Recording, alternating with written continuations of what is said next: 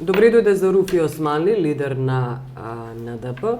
Вчера имаше протест отпуштените директори, наставници, администрацијата од школите протестираше против Невзат Бејта, градоначалникот на Гостивар, актуелниот градоначалник, подржувајќи ве всушност вас како поранешен градоначалник и го обвинуваат дека партиската чистка продолжува. Веќе има бројка од 300 луѓе кои се отпуштени токму заради партизација, односно станува збор за партиски чистки.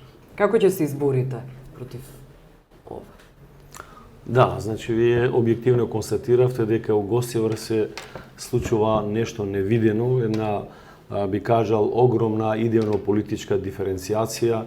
Само за еден месец што стапи на таа позиција, скоро 300 луѓе значи остана без работа.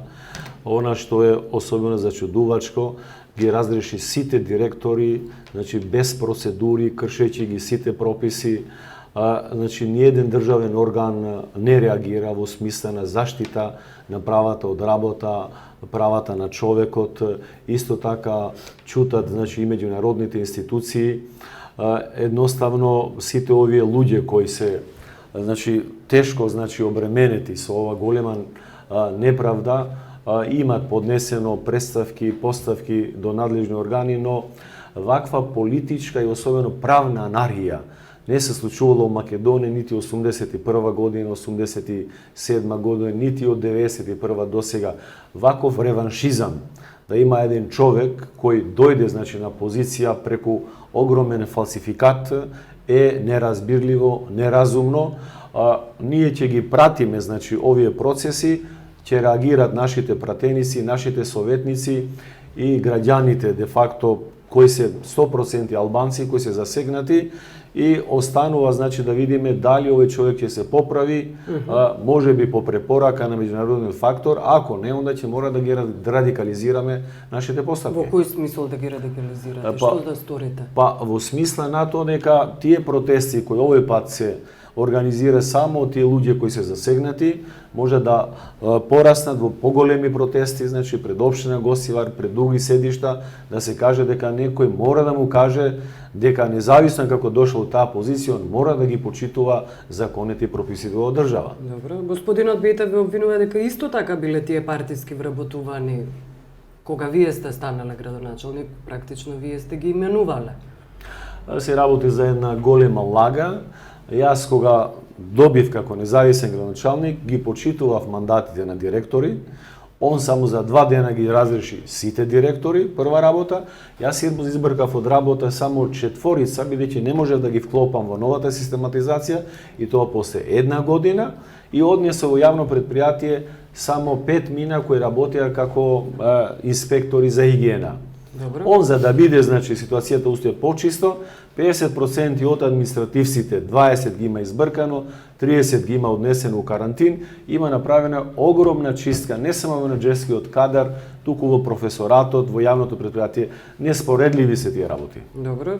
Господинот Бејта исто така вели дека имало огромни долгови во општина Гостивар, говори дури за криминални, исплатени, доспеани обврски, например, од над 36 милиони денари, а последните 2 месеца вели дека вие сте потрошил над 73 милиони денари. Тие се глупости од еден човек кој не се познава од финанси и од економија.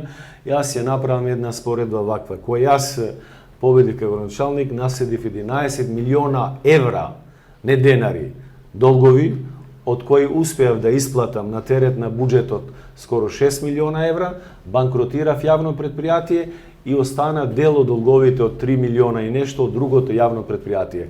Он има обврски на терет на буџетот некаде само 300.000 евра. Значи, споредете, 11 милиони евра со 300.000 евра. Општина Гостивар моментално е најмалку задолжена општина на ниво Македонија. Јас го повикувам него заедно со неговиот тим да ги споредиме аргументите. Затоа јас добив претhodна година сертификат како еден од најреформистираните градоначалници на ниво Западен Балкан, но он прејудицира многу работи. Јас од вашата телевизија ќе му спомнам дека веќе имам поднесена кривична пријава против ваквите клевети и очекувам да овие финансиски глупости он ги аргументира Кривично не се гони веќе клеветата, да, знаете да, тоа. но независно од тоа се Да. работи, значи за морален кредибилитет. Човекот како историчар зборува за глупости. Значи јас ја поднесам кривична пријава и таа кривична пријава сигурно ќе биде позитивна и тие пари ќе ги пренасочам во хуманитарни цели. Добро, во моментов сте професор, инаку бевте херој на албанскиот народ, но последните избори ги изгубивте благодарејќи на Сдружените сили на Мендок Тачи и Али Ахмети, практично ве снема од политичката сцена. Активна ваша улога, веќе не сте активен како политичар.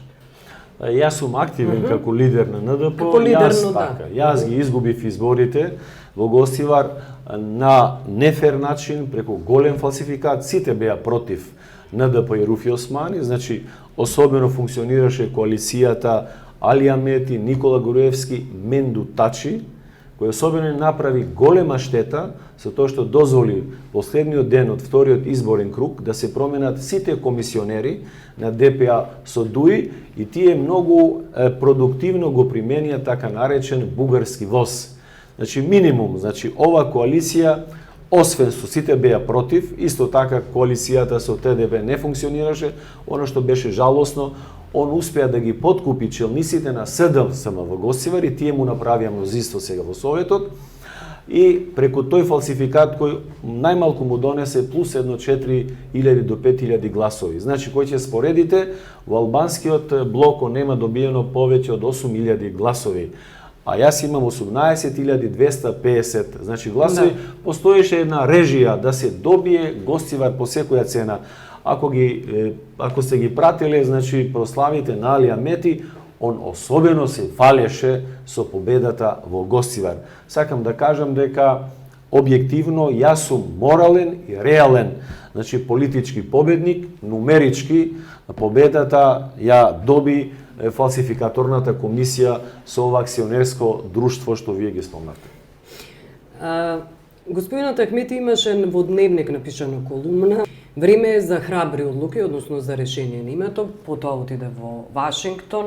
Неговата улога беше пофалена како конструктивна околу решение за името од страна на американскиот амбасадор Пол Волерс.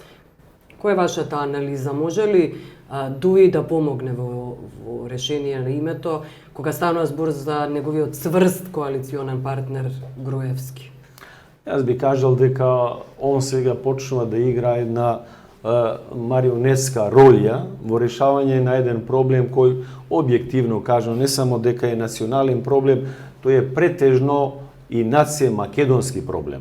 Значи се бара еден консензус помеѓу двете поголеми македонски политички партии за да се доаѓа до консензус. Едноставно Али Ахмети и неговите министри можат да шетат од Вашингтон, од Бруксел, но едноставно или во Атина да одат во Београд.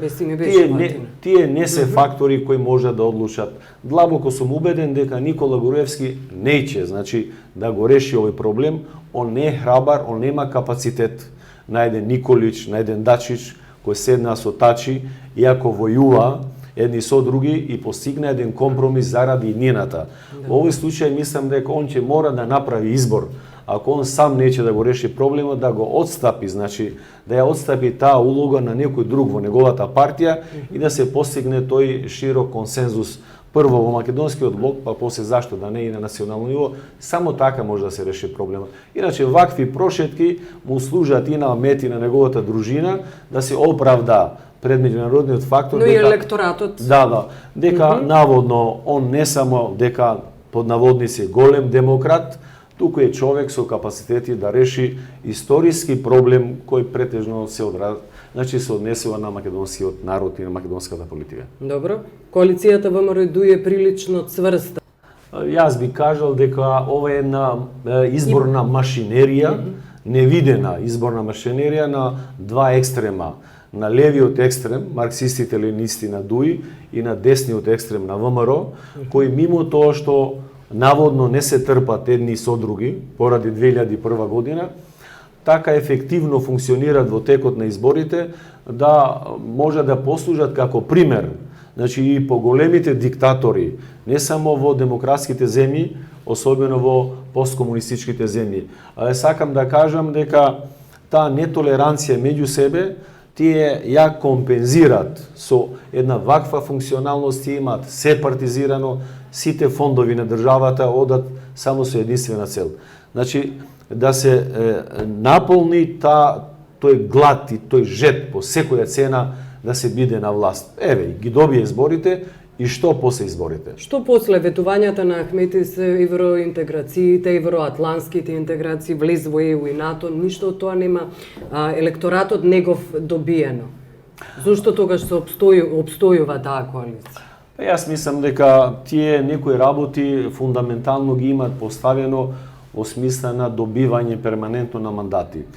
Што тоа значи? Тоа значи дека тие обично пред секои избори добиваат нови финансиски средства во смисла на кредити, донации од над 200 милиона евра и затоа се случи таа брука у парламент, да се усвои буџетот по секоја цена, да се доаѓа до тие пари, кои пари се потрошија за тековни расходи на буџетот, значи за јавната администрација, субвенции, социјални помоши и претежно да се дадат големи пари на нивните целосно контролирани медиуми. Поголема цензура и поголем информативен мрак ние не сме имале. И мора да признаеме дека свеста и совеста на народот во ова голема сиромаштија на политичко ниво е на опадната многу. Можеби редок исклучок е само општина Центар, каде свесни граѓани дадоа порака на актуелниот премиер дека потрошокот на над 500 милиона евра, нема да ти добие политички легитимитет, бидејќи ние имаме други приоритети, имаме други проблеми. Во сите други општини можам со жалост да констатирам дека и народот подклекна на искрито на демократијата. Добро, јас благодарам што бевте гостин во студио. Ми беше чест.